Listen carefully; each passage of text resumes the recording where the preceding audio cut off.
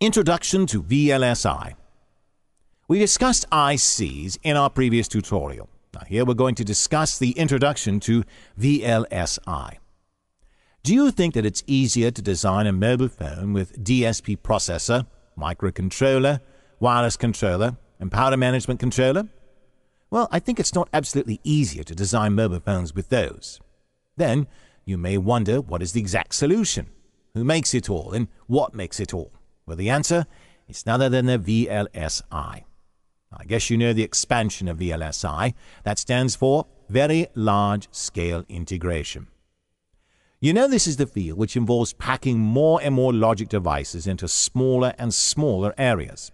We must be very grateful to VLSI because circuits that would have taken up the set of space can now be put into a very small space, a few millimeters across. This has opened up a large opportunity to do things that were not possible before. VLSI circuits are everywhere. For example, your computer, your car, your brand new state-of-the-art digital camera, and your cellular phone. VLSI has been around us for a long time. There's nothing new about it.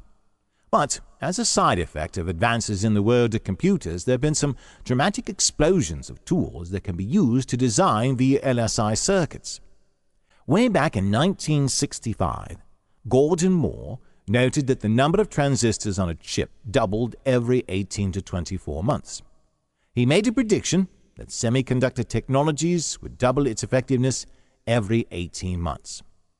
All VLSI industries that are prevailing today are focused on his law.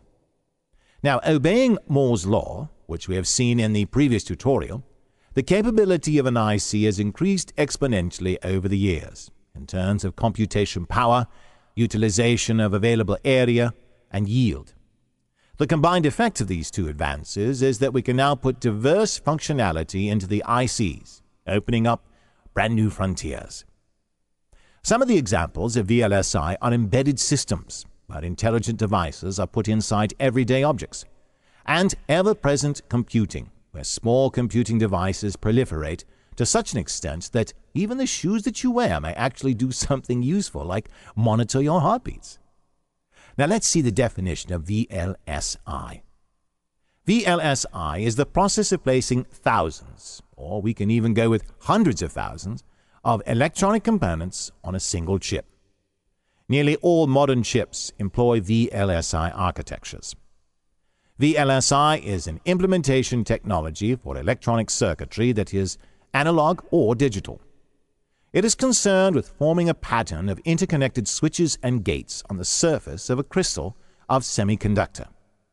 VLSI has made highly sophisticated control systems mass-producible and therefore much cheaper. Now, you wonder, why is this VLSI? Well, integration reduces manufacturing costs. That's almost no manual assembly. And integration improves the design. So you have lower parasitic, that is higher speed, lower power consumption, and physically smaller. Now let's see a few advantages and some disadvantages in VLSI. First, the advantages. Smaller size, of course, lower cost, lower power, higher reliability, and more functionality. Now, the disadvantages of VLSI are long design and fabrication time and a higher risk to project.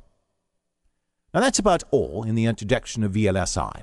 I hope you got some idea about what VLSI is and why we're going for it, and its advantages and disadvantages. Now, we shall discuss more about VLSI in our upcoming tutorials. But we'll wrap up for now and meet again in our next lesson.